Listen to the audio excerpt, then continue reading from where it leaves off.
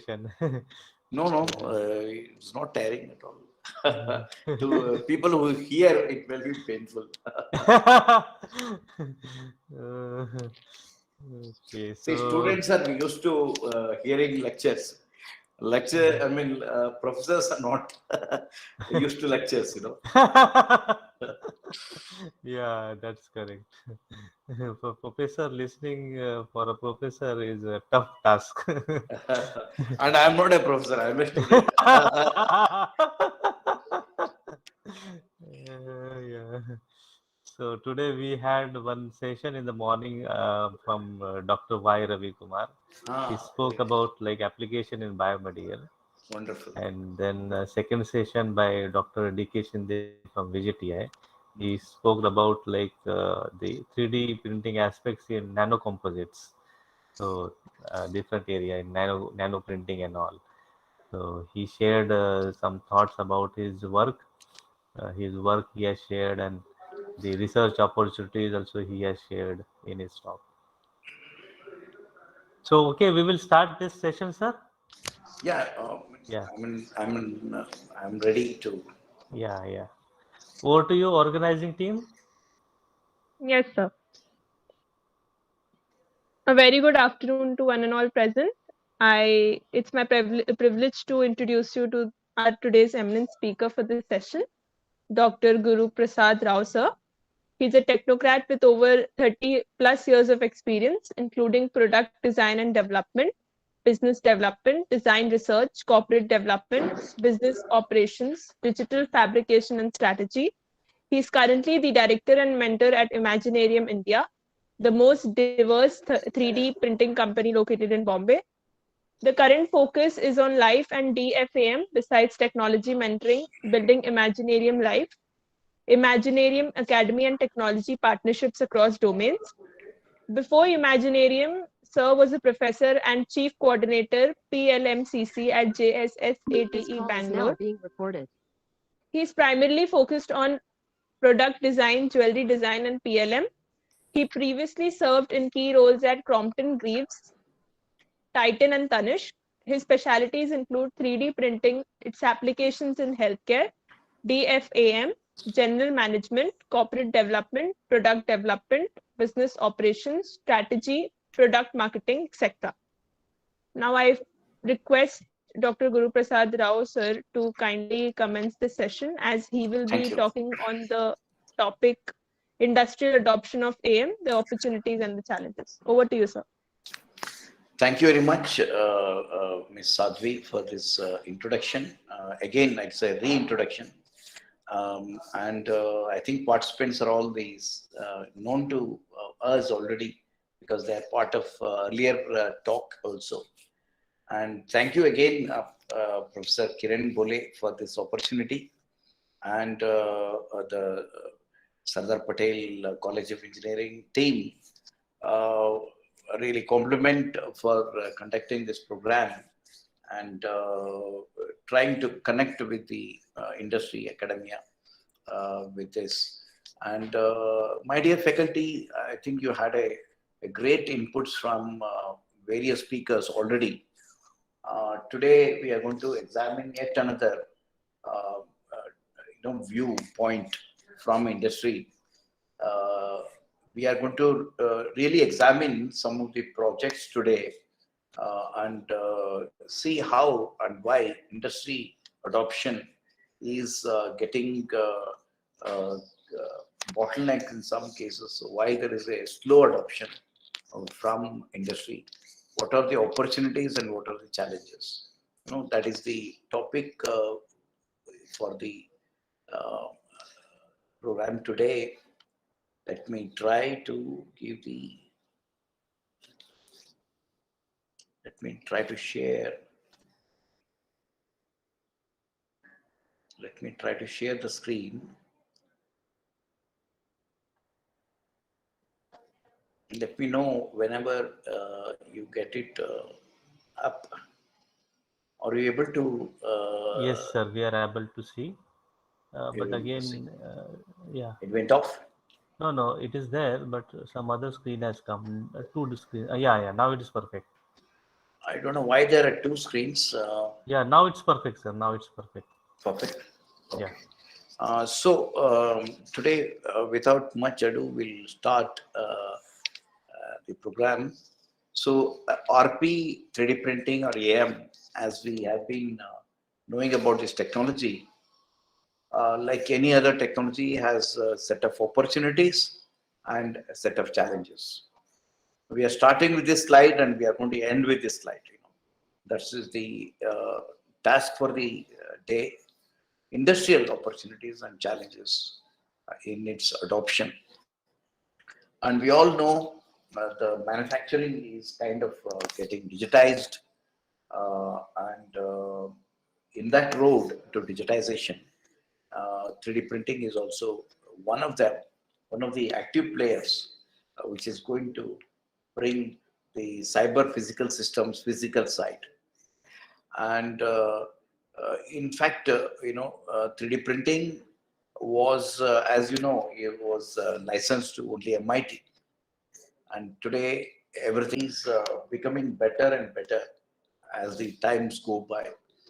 Of the 30, 35 years of this technology arrival, the early days, it was mostly was into using prototypes only.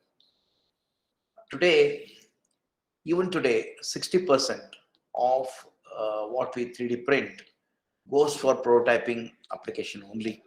Okay, and of course, a lot of them are now also shifted to design validation models. But there are few of special uses wherein it goes as a end user part is increasing day by day.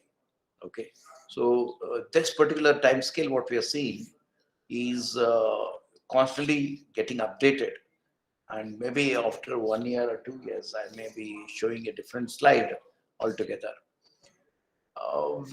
Some of the technologies like FDM became open source, and open source brought in a lot of accessibility.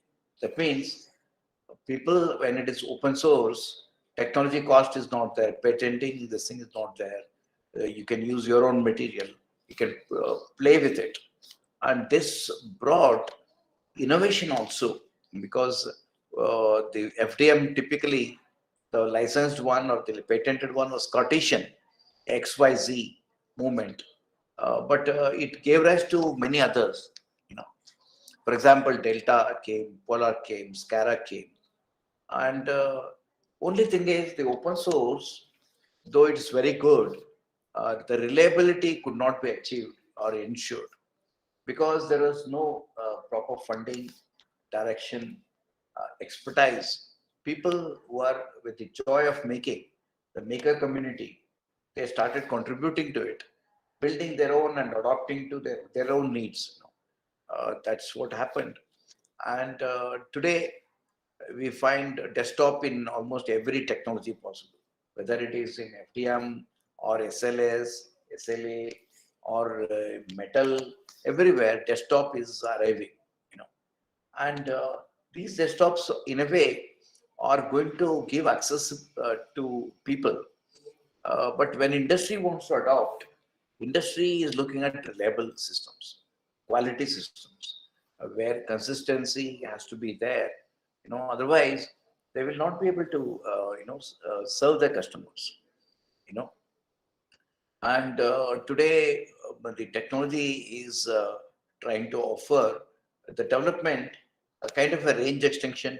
It could be in size of a component built, or it could be opportunity to print more material, dual material, or I can go for a production system wherein not one printer, but there will be many heads which will print a kind of more number of parts. And we also have a few of these technologies are having a reliable build. They're small, but at the same time, we can depend on them. And it is these kind of technologies will actually help adoption by industry. Industry needs reliability. They need a low cost. They need accuracy. But they cannot actually afford in the beginning itself a very expensive system. That in that sense, some of these systems, what we see, are really good, and there is always something which is very low cost. There is always something which is high performing, reliable system which is very expensive. So industry needs, particularly the MSMEs and all, they require uh, something which is in the middle, offering industrial quality products at the same time which are affordable. That is very important. And in fact, the Form Lab, the company which started as a starter, as a startup company, has actually made great changes through improvements. You know, uh, by the way, it started with Form 1, and soon it started working on new systems, Form 1 plus 2, and today we have, Form 3 and Form 3B. 3B stands for bio based things, and they also came out with one bigger system, 3L. And these systems are not only good, reliable, accuracy wise, they're good, they're affordable. You know. And industry, when they're trying to look at everything with suspicion, they would like to acquire a low cost system and try it out, toy with it. Once they're convinced, then they will go for a investment, larger investment. So, in some sense, the arrival of these low-cost desktop units are helping adoption. I'm very happy. But the systems what is being used has to be a reliable one. It has to be G. They themselves got interested in it to implement. You want to change, you be the change. That's what Mahatma Gandhi said. So GE, being a leader in aerospace, making a lot of deep engines, they adopted this technology so much so that they acquired two companies. One is Concept Laser, the other one is Orcam, and there is no looking back. So they are offering some kind of a research lab to production capability, serial production capability missions. Okay, on powder bed metal powder bed fusion missions, and Orcam is really industry 4.0 ready. You know, so in future, if the technologies what we have to be compatible to industry 4.0. They're able to do some kind of with a lot of sensors embedded into the system.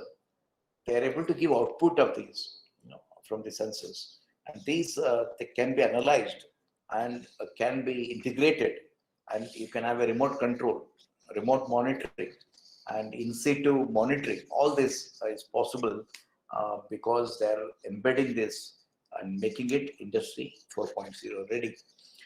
This becomes another important aspect. When people adapt, you cannot adapt a open source one which is not reliable, which cannot be monitored, and which cannot be controlled. And with COVID, we have industries looking at non-contact control of systems, remote control of systems, so that they don't have to go to a factory to run these missions. They can sit at home and still monitor, still load, still deliver the goods. So all these things are going to really come together in order to make this possible. And that is very important. And uh, in fact, looking at the whole gambit of things, 3D printers come in all shapes and sizes. This is yet another dilemma, to industry. Industry needs somebody to guide them as to what they should go for, what is good for them. It's a kind of a gap I find, and that's where Imaginarium is involved to not only educate academia, on one side to get a skilled manpower to the world of additive manufacturing, but also the industry, they need to understand at the top level, at the leadership level, what this can do for me, what is the business case. That's one challenge. Not OEMs, not many OEMs are trying to do, because they're trying to constantly look at selling their machines. While industry wants to understand this technology and the other technology, what is the difference? I should go for this. OEM says, no, take mine. Mine is good for you. Okay. So everyone, so industry is unable to actually uh, believe them. So we are doing this education to industry also, corporate also, at various levels, top leadership at the R&D level, technology leadership level, and also at the user end. People, we need to go into net and bolts of this technology, training them hands-on, and to handhold them when they're doing projects, and also uh, uh, give tryouts, before they can even decide about a technology. If you have two technology, okay, you try this and try that also. Now you decide for yourself through a series of tests. So challenge is OEM themselves are not doing this. That becomes because they're not doing it, it is becoming kind of a gap. Industry doesn't know how they can use it. That becomes a very important thing. And bioprinting is something which is also coming. People look at YouTube video and all, they think the technology is ready. you know and so actually, if you look at the research papers, they're not yet ready. They're trying to do something in that direction. That's it. And we all know, we have already gone through this, the reasons why one should consider 3D printing.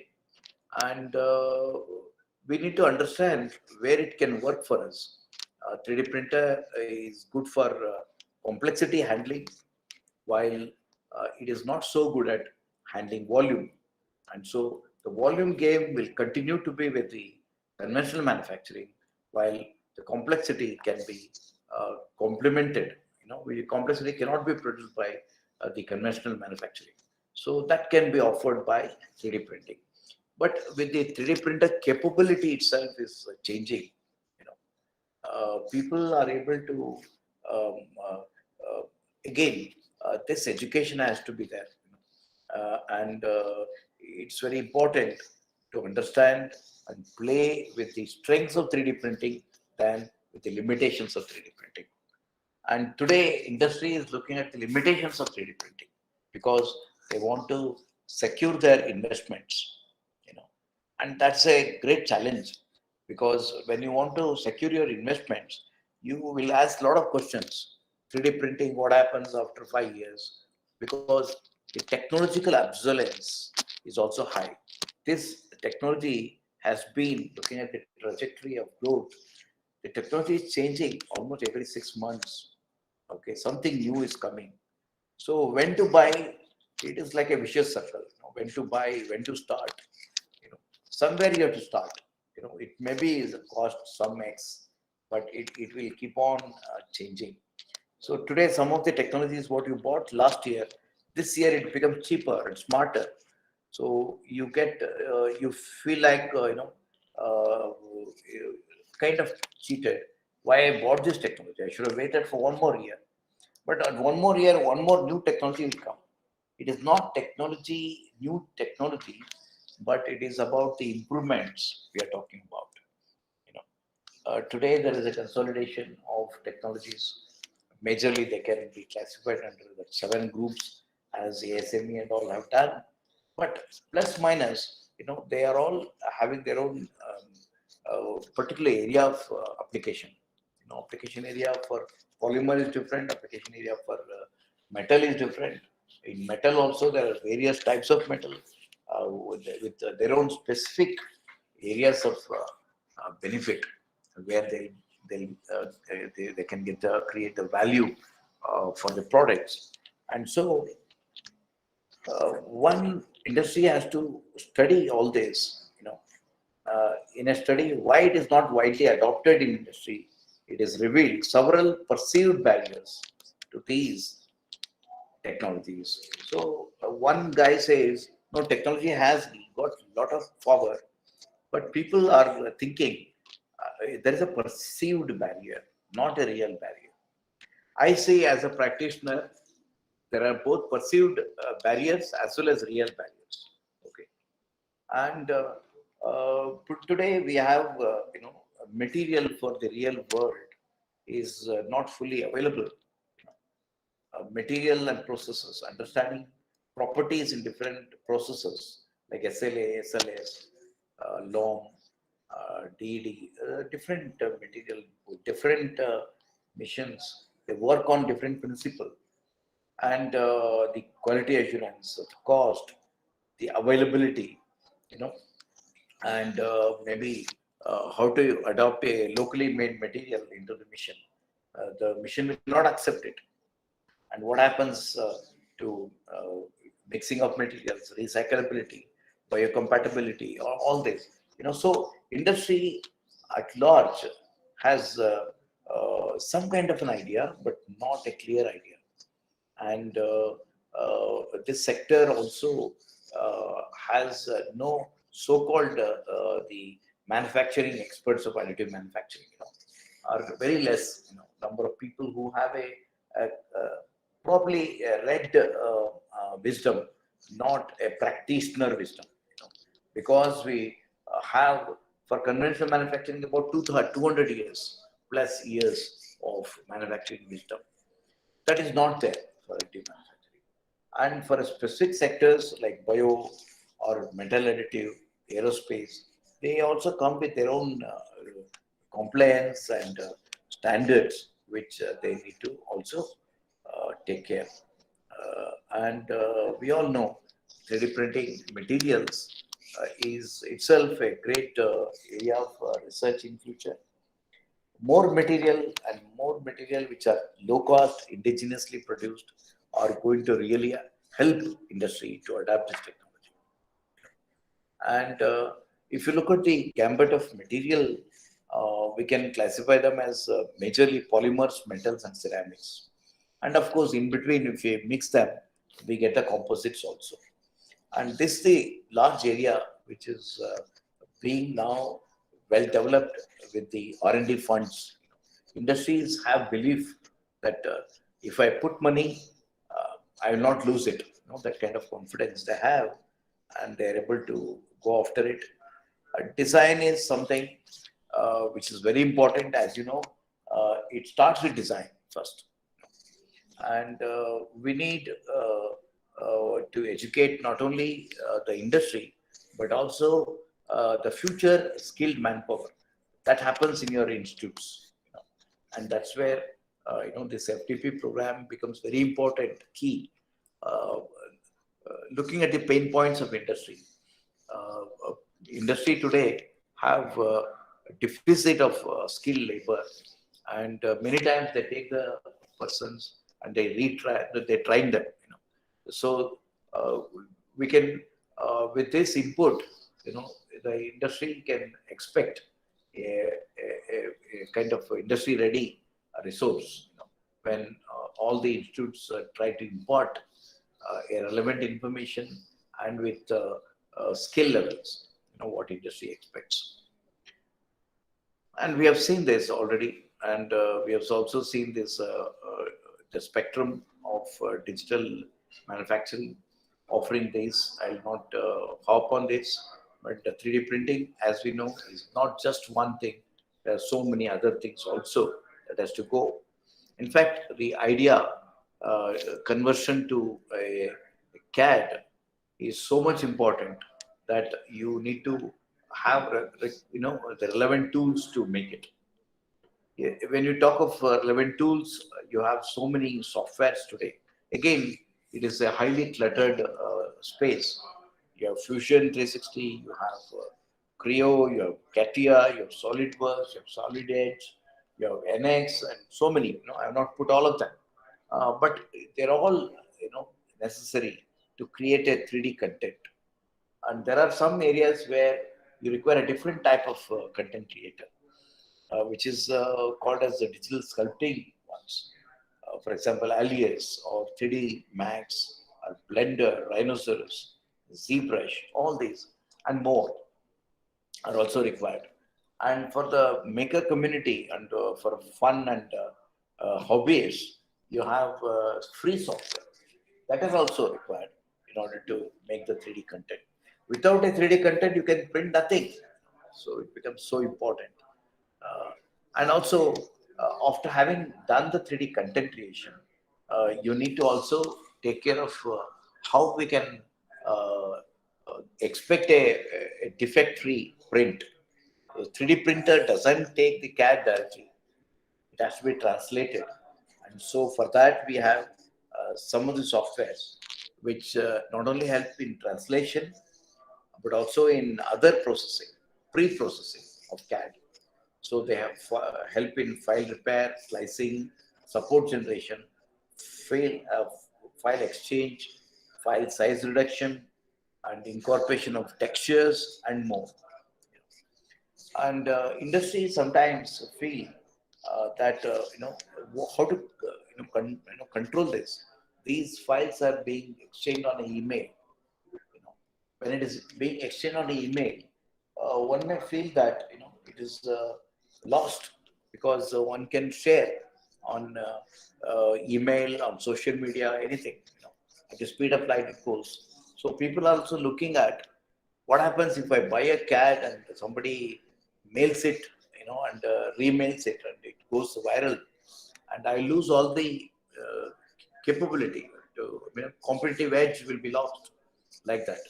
So for that, again, the sector is looking at some of the tools by which they can be unique, and they can also take care of the security, file security, and all that. So today, some kind of idea automation is happening with the generative design tools, wherein people are able to get many designs which can be put back, and it will throw many solutions by which one can choose from. Like what we see here.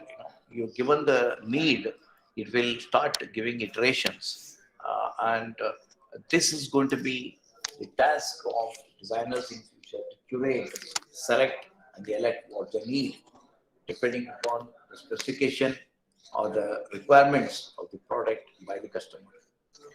And moving forward, design for additive manufacturing is something which is also very important because customers don't know what to use where. You know, they will start converting all conventional manufacturing into additive, and that is not right actually. That's a wrong way. To do. So it becomes very important to understand uh, where to use and how to use these technology. And that's what has emerged as a new discipline now called design for additive manufacturing. And the smartness of product is also very important to create value. Otherwise, you will not be able to sell. For example, if somebody can print a small water bottle cap, that is going to cost only, in reality, fraction of a paisa. But if I 3D print it, it will cost you 500 rupees. But why you want to 3D print it? So that is very, very important. Before we embark on deciding to convert one technology today, injection molding to 3D printing, you should ask a question to yourself. Why should I do that? That is very important. Why should I change? What value it is creating. And so people are trying to make the product smarter by imbibing, the smartness. That is part consolidation. Do away with all the fasteners, welding, gaskets. You make one part. And geometric freedom by which you can enjoy through additive manufacturing. You can build organic forms which are hitherto not possible. And biomimicry is a great area which is neglected. You don't have to do anything in nature. Nature is the best designer. So a lot of people are looking at biomimicry, and biomimicry is organic form, and that is easily built by 3D printers. So it has become a kind of area which is going to help, how to make a smart product of future. Okay, and skill gap is another very important thing. While we talk, this FDP is also trying to look at this skill gaps. It's getting filled, and so that the future manpower is trained in a more, uh, you know, way ready for industry. Lack of appropriate skills, design, production, material testing, very important. Prevent adoption. So there are two types of skills here. People who are already working in manufacturing sectors, they can upgrade their skills and they become senior people. While the novice, the people who are just out, they should also know. So there is a kind of requirement for both the skill levels. That way we can say, and skill level not only for the CAD people, it is also for the people who actually touch and finish and make these, people who do the quality control of it, people who do the selling of this, all of them have opportunity. So skill level is not only to finishing, we are talking about. And this technology also has a lot of post-processing, which many times we don't teach. So post-processing is a very important aspect of 3D printing, because every product is, it has to be finished. It cannot be going directly to use just by printing on a 3D printer. So we may use needle, nose player, flush cutter, then we have scraper knife, exactly. Sandblasting, short cleaning, tumbling, CNC, wire cut EDM, polishing, painting, pigmentation, laser marking, screen printing, pad printing, and more. So there are various things, depending on metal, non-metal. We deploy, all this in order to finish the product. So it is not just enough if we only know about 3D printing and that's the end of it. It is important to finish it so that finally it goes to the end user who is going to consume it. One more very important aspect to consider is cost, investment, and financing. A lot of people don't want to invest because they are afraid of it, whether they are going to suffer loss. So many times India Inc., I keep saying, they look at the ROI and what is the net present worth and what is the payback time for this. And in additive manufacturing, given the high amount of technological obsolescence, people are scared whether to invest or not. Industries, businesses want to make profit, not just normal profit, but extraordinary profit. And many times they find it a risky thing to invest into a technology which is becoming obsolete. And so it's a challenging thing to see how people will take it. With the COVID, there are a lot of enhanced support to additive manufacturing, because it was one which was working all the time because of some amount of automation. Okay, the main manufacturing units themselves were not able to produce agile. Your medical people, what they needed, the ventilators or the face mask or various other things could be, medical hardware could be easily made and delivered to people. So industries are looking at the whole thing with suspicion. Unless they get, kind of guarantee, they are not going to invest into. You know. So many times I keep saying, you don't look at the investment, you look at the value creation. You can go for 10x or 100x kind of value creation. That is possible. Don't go by the return on investment. You spend 1 lakh, you want 1 lakh. When I'll get this 1 lakh back? That is ROI kind of thing. But why are you looking at 1 lakh? You produce 10 lakhs using only 10,000 rupees. Then that becomes a value creation. And that's where I think it is very important that the challenge is industry to realize this, somehow, and so invest. That's very important. And today, the value chain, what you have, is becoming demand chain, the supply chain, and demand chain. Uh, if you take them separately, in the conventional wisdom, the supply chain is purchasing, manufacturing, and distribution. Demand chain is the demand is created in marketing. So marketing, sales, and service. These are the people who create demand. But actually, I'm talking about the end user who is ordering a thing and getting it, And so it becomes a kind of pull system. And customer demands. It is not a manufacturer who has got a solution and he is trying to sell. No. So this game of demand chain has to be understood properly, and you should be able to uh, cater to these needs. And that's where mass customization will come into picture. Anyway, we're not going to go deep into that. So you can see there is a digital switch in SCM from supply chain to demand chain. Very important. The smart world needs complex geometry in small batch quantity, and this is something which is called as agility. Does the conventional manufacturing have this agility?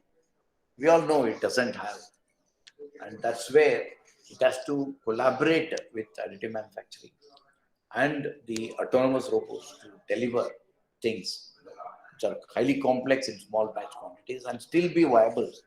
That's very important.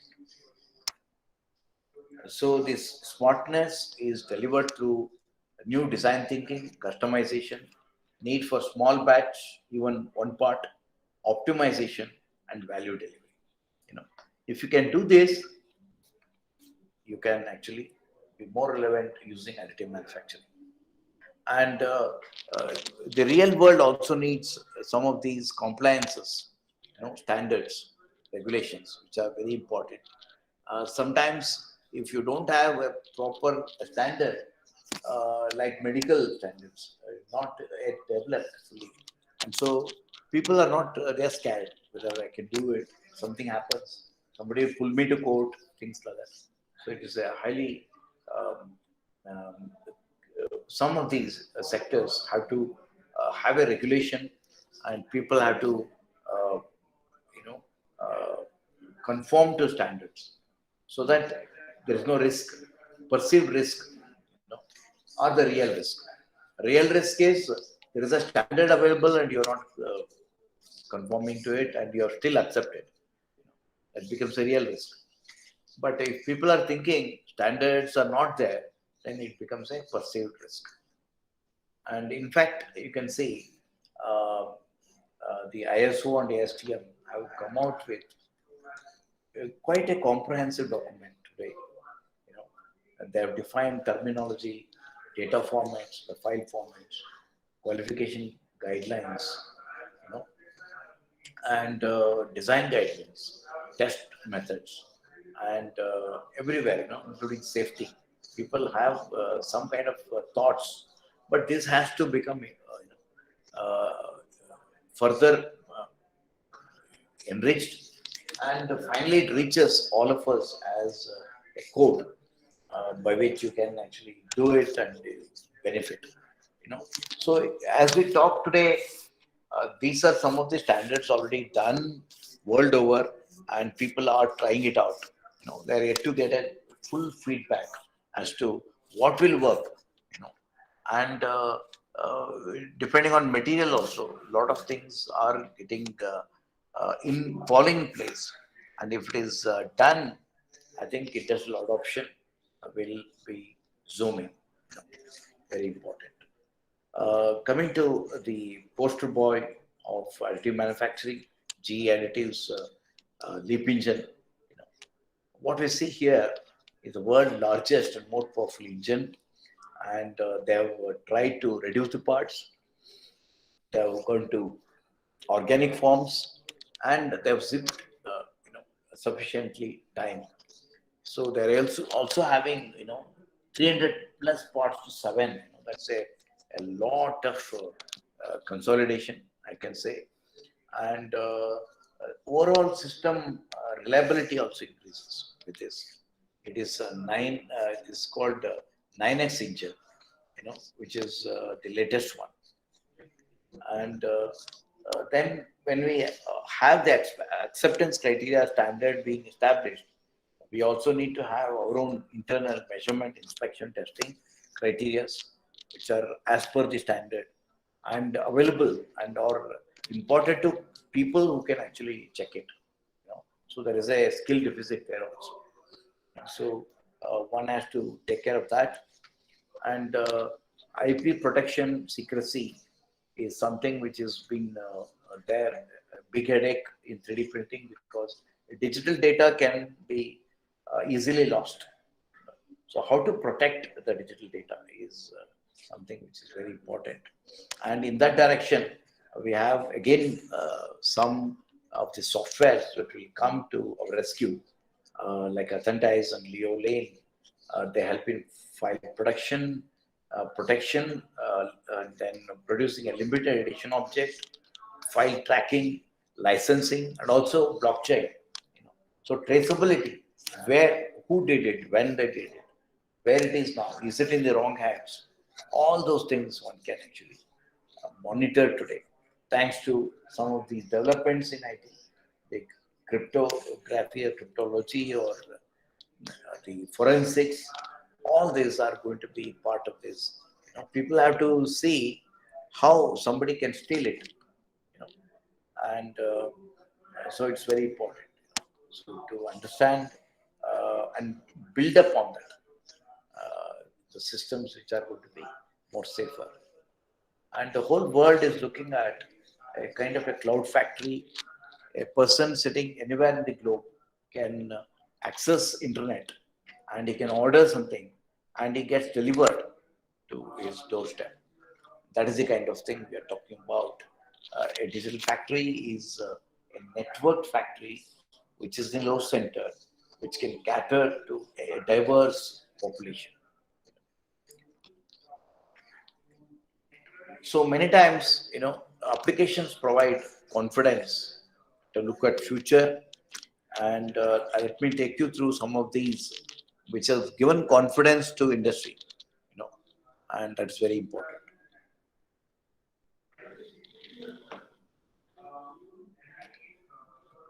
So as I told you, 60-70% of 3D printing is still being used for prototype development only.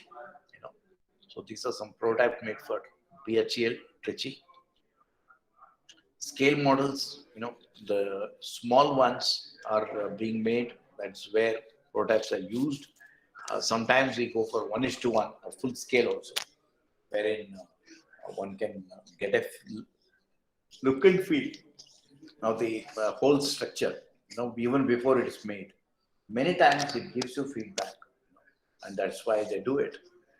And in FMCG, automotive, the mirror optics, all these are getting printed. And in metal additive, the heat exchange efficacy is something which is driving adoption. Be it conformal cooling like channels in tooling, or a kind of HVAC system where they want to radiate heat. So they're going to have all this, which are really specialized. The value creation here depends on what it delivers.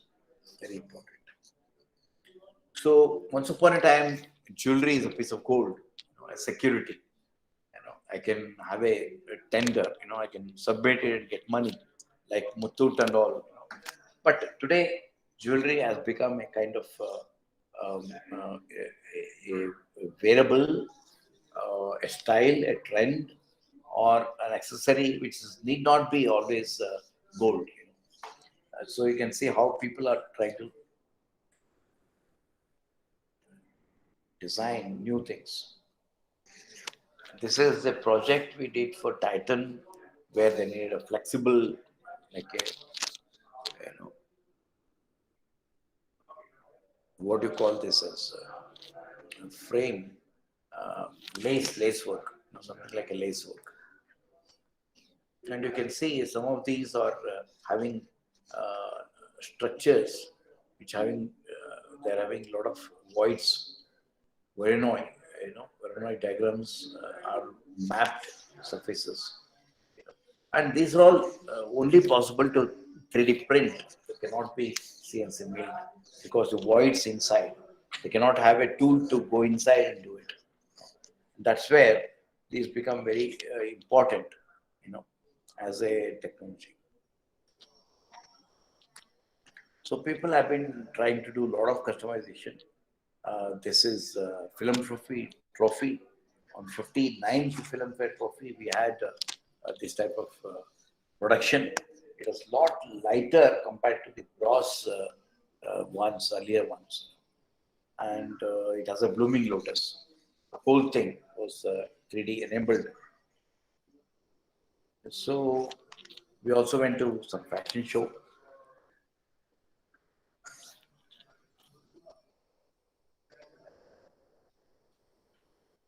Actually, continuous talking has its own effect on your trying to deliver. So you can see here how 3D printing has helped us to make things which are complex, assembled, pre-assembled. It can be pigmented. On the right hand side, you have a nylon things, actually white in color, but pigmented as red, pink. It can be pigmented any color for that matter. And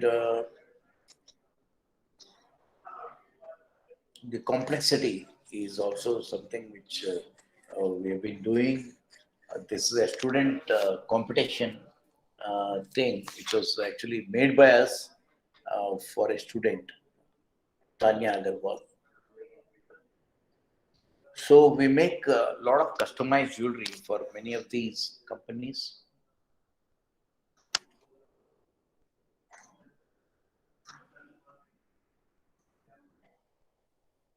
So the wedding bangles, they're trying to take the same color as shellac, which are there, which are going on the wedding bangle. Same thing is taken out and matched to have enameled rings, which will go very well with that colors. Combination of plastic and gold is tried here. Here using primitive as it is, with a kind of a lattice fill, one can build all those things, what you see on the left hand side. So you can see the nylon build can be sanded, finished, and then you can go for a painting. You will not be able to make out what is there inside. And we have been doing this.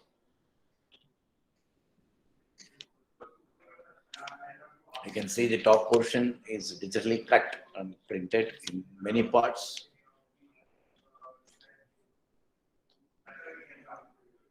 This is an IoT device we made. So some of these IoT, which is an emerging field, doesn't require 1 million pieces. And with the electronics miniaturization, the form factor of these products will keep on changing. And that's where companies feel confident uh, to go with these technologies to make some 100, 200 pieces. They don't go for a tooling at all. So this is another system we developed. Again, these are some of the modern products.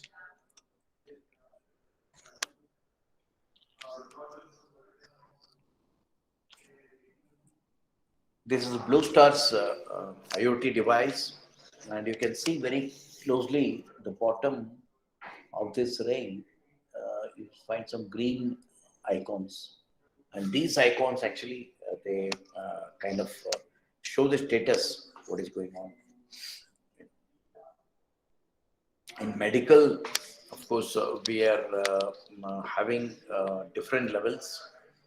Um such as level 1 devices, level 2 anatomical models, level 3 you have surgical guides which have to be more accurate and biocompatible.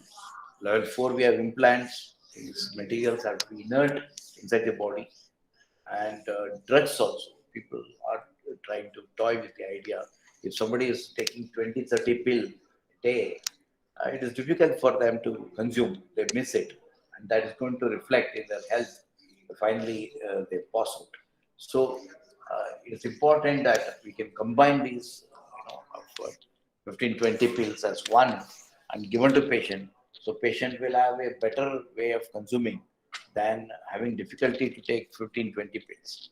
You know, that's where 3D printing will come into picture. And of course, people are also trying to develop print tissue and organs, which is somewhere not fully there. It is going on, but not really there. Very important. This is a braille trainer called Annie, and this is a device. It went to UK. Hundreds of pieces went to UK for testing.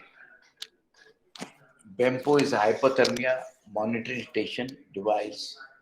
Again, here it was. Uh, it came to us for a very special reason.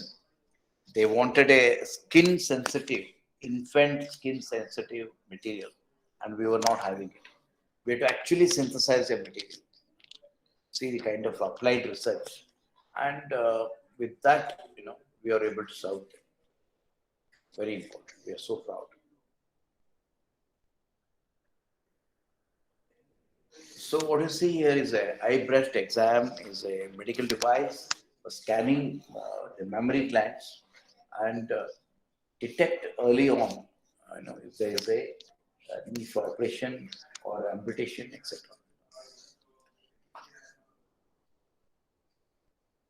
This is a health band. Basically, they wanted to go for a Kickstarter pitch, and they wanted a working of these health bands as per the new algorithm. So we produced all those, and so they were able to actually get the funding. In fact, 3D printing, sometimes we also use it for pets and animals. So we collaborated with some vet doctors and gave a fresh release of life to this parrot because he had lost a beak. And you can see the beak which is there is actually made by 3D printing. So in Industry 4.0, you can see where exactly 3D printing plays an important with AI and CNC and robotics together with 3D. You're going to have something called as a very strong option to manufacture just about anything. That's what's going to happen in future. Design will lead the consumption, manufacturing will be taken for granted. That means in future, people will not be so much worried about how it is made than consuming it. That has to be maximized. And I think this is the biggest thing what additive manufacturing has done for manufacturing sector. The future is of end user parts, as I told you.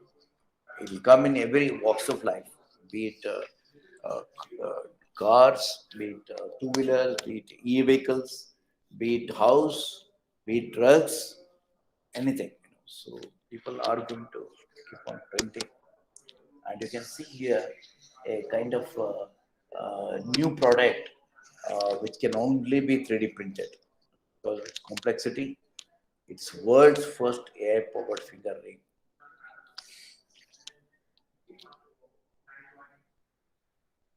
This is an example of a compliant mechanism. So let us see the action here. There are no moving parts in this. There are only one part item, and it can take the compressed air and go inside, and it can actually actuate these tongs, and the end actuator, end of a robot can actually help pick and place this component very accurately. And here the input is only pneumatic compressed air. So the reliability of this system is very high because it is not having any moving parts. You know, uh, the variability is less. So people with generative design and all are trying to enhance the market with a customization. It is not exactly fully customized, but to some extent, people have a choice now to buy. So today, if you look at additive manufacturing, uh, the AM future is doable only if industry adopt it in large numbers. So you have you have to have the accessible and reliable technology, acceptable quality, material for the real world, controllable system, and you need to get a predictable results. Consistency is very important, and these are some things which industry is always looking for to adapt. And to sum up, I would like to um, sum up now with kind of the first questions what we had. The 3D printer or RP or AM, whatever you call it, the opportunity wise, it's very clear. It has agility, it offers complexity, it offers customization, it is offering on demand supply of things, digital inventory. That means I don't have to keep a jewelry in my jewelry company to a showroom to give people. We can show a kind of virtual model, and if they like it, you can order it. So that's called the digital inventory. Mass customization is something which is a world of itself, but we can make it zip the time to market and local manufacturing. So these are some of the opportunities you have.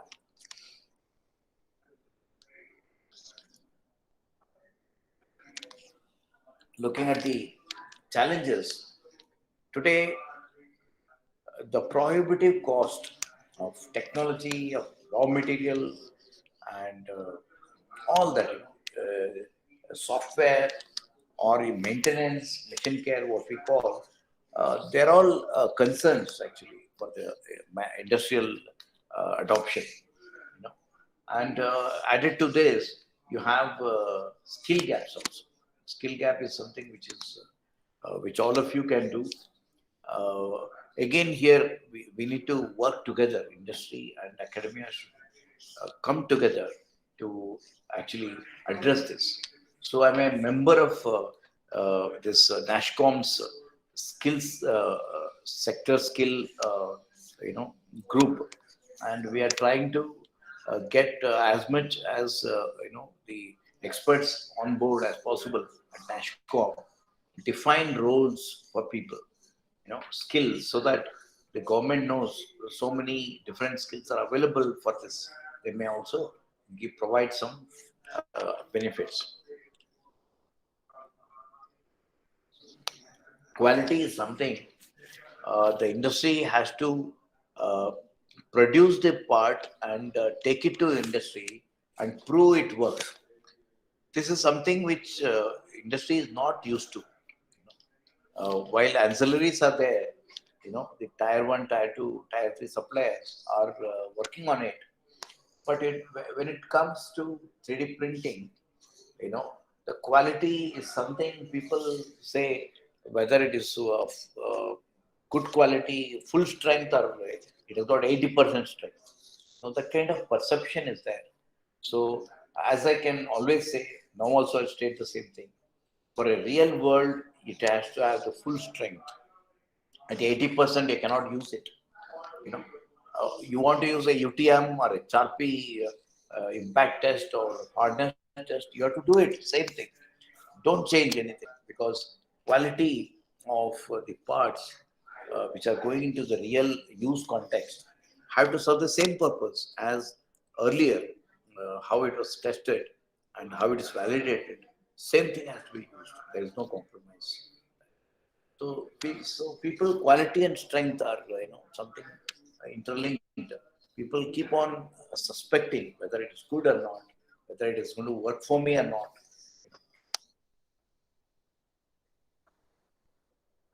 Need for digital content, that is 3D modeling, is something which has to be. In the earlier days, people had a challenge.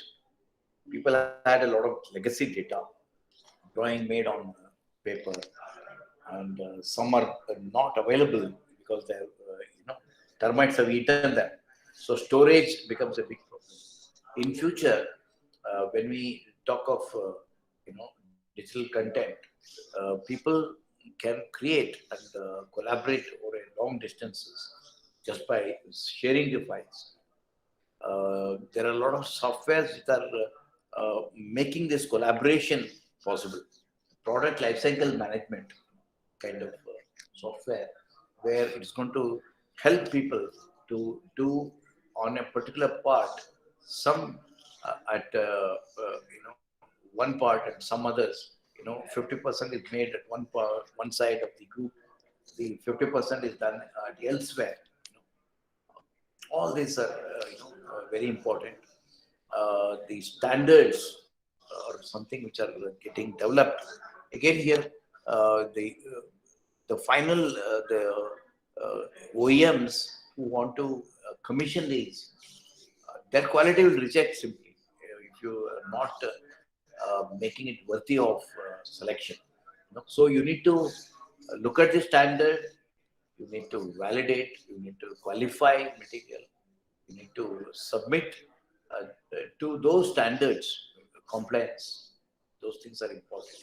So in this area, when you are trying to prove it, the testing and certification and qualification and all these become very important, which are something which industry knows today, but they are also bogged down by their own manufacturing setups. So, in a nutshell, uh, while we know about the strengths of the technology, uh, we need to have all this, which have to be overcome. The cost of mission is something which is really making companies to think twice whether I should invest or not. What is the ROI and all that. So, material also. Material is something which a lot of research going on now.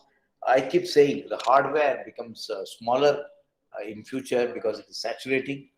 The software will become a lot of big thrust area for the sector to help adopt this. And also the material research is something which is going to be really stretching this technology to its limit. And in both the areas, we have ample opportunity to work on research. Very important.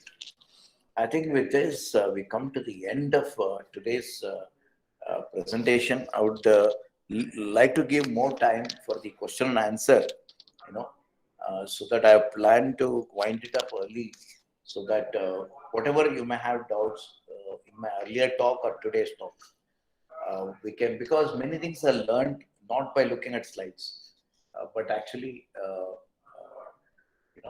having a dialogue. That's very important. So with this, I would like to end my presentation and take your questions. Back to you to host.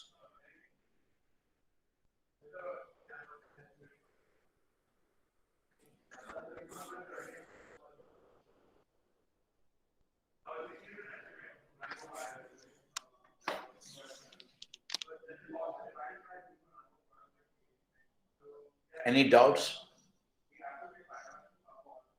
Job after you Hello, sir. Pharma.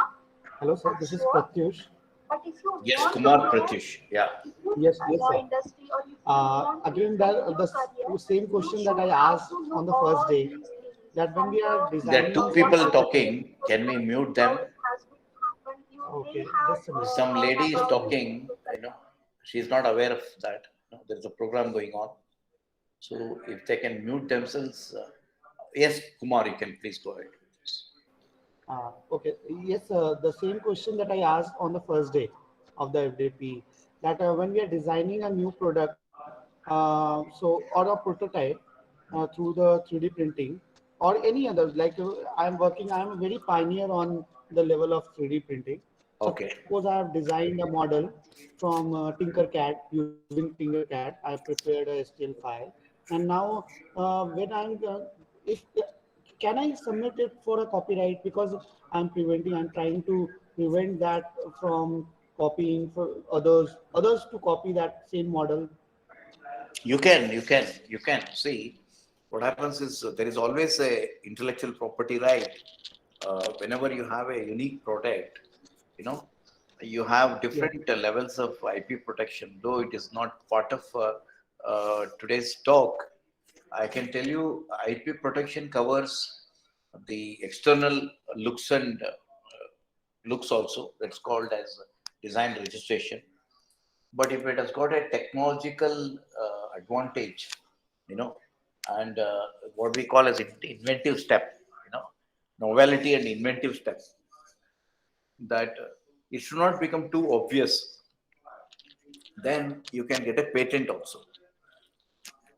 So these are two intellectual property you have, which you can actually legally get by the Indian Patent Office.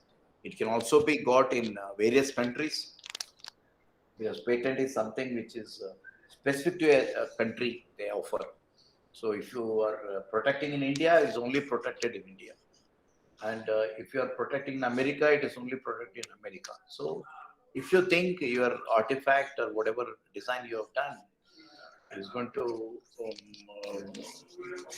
I mean, you can apply for it. There's no problem, Kumar. okay, sir. Thank you, sir. And one more query. Actually, we are from pharmaceutical background, sir. Hmm. But when we are working in the biomedical section, if we are planning to work, so can you just tell me what will be the limitations that will hinder us to just get those things work out with our profession? Well, in say pharma, you have the active ingredient and the other things. Yes, So sir. putting them together, it has to do its function. Yes. If your current methods are not adequate, you may want to explore this 3D printing. 3D printing allows you to create layers. You know, so sometimes the drug illusion of drug is periodic. You want to time it every 6 hours or 10 hours. It has to open. Then people keep the active material and they apply another inert cover, and that inert cover is going to be disintegrating in a particular uh, time. It slowly erodes or corrodes, and it comes out again. The active ingredient is exposed. So people want to have that controlled drug release. Various methodologies are there. People are looking at that as one thing. The other one being for body mass index. We want to have different material, different sized, customized pills made. So where people can actually make any size, any volume pill, for example, one which is 31.5 milligrams or 350 milligram or 150 milligram. Normally, pill has a 500 mg, 100 mg, 250 mg, like that. Standards. At bench you can do one break, or sometimes four breaks. But if you want to make more, then it becomes very difficult. So people get little bit overdose or underdose depending on what is available. So people are also thinking, why can't we have a customized pill being made? Again, here it has to create value.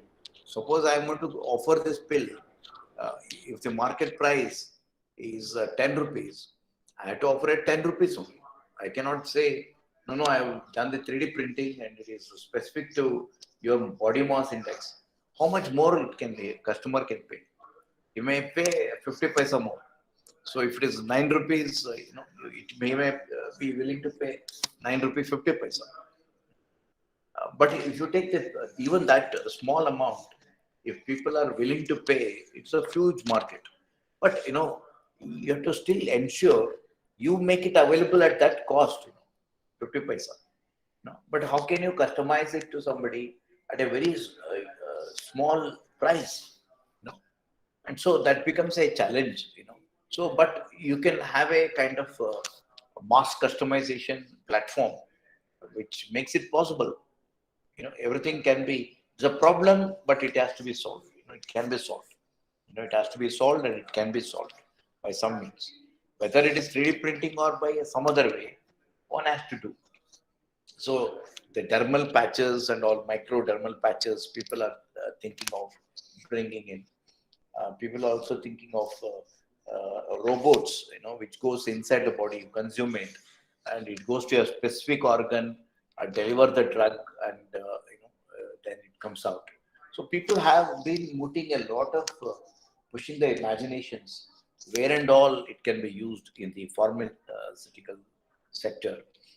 People are thinking of even making, instead of animal tests, can't we print the same tissue and do the drug efficacy test on the tissue?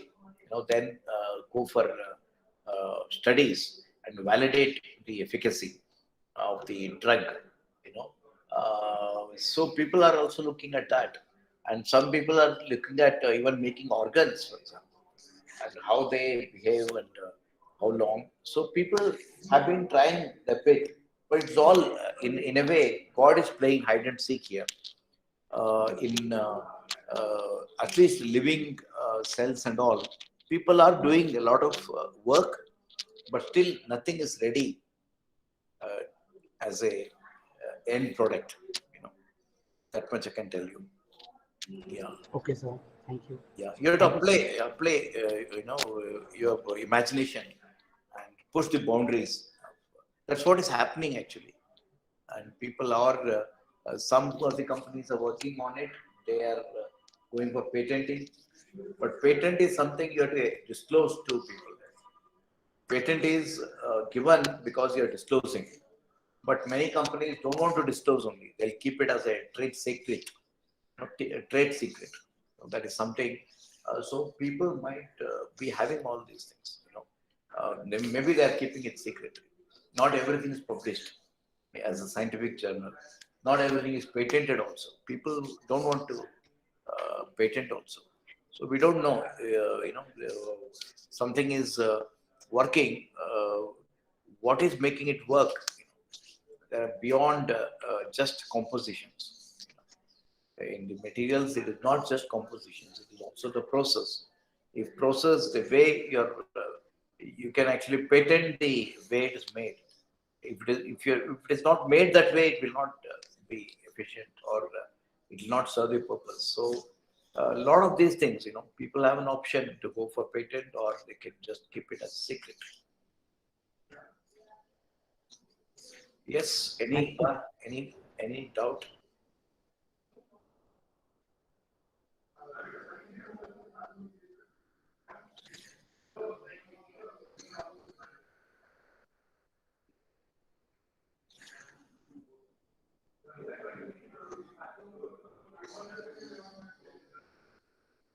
No doubt.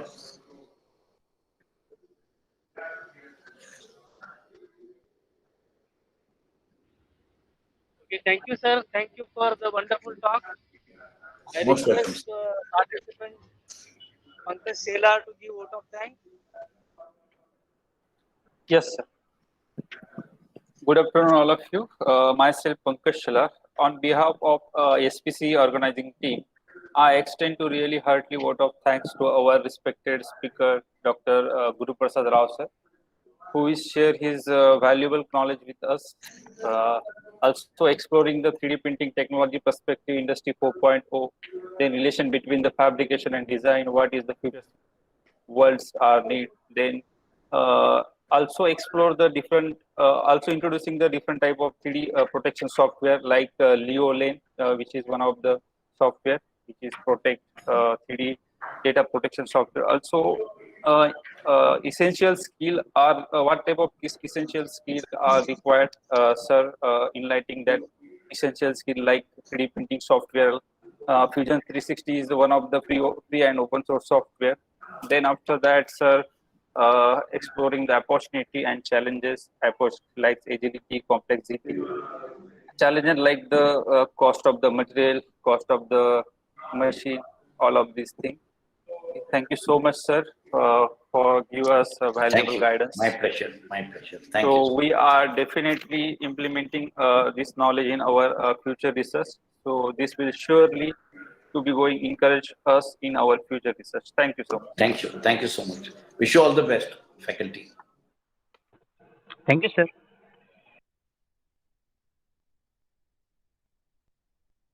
Thank you.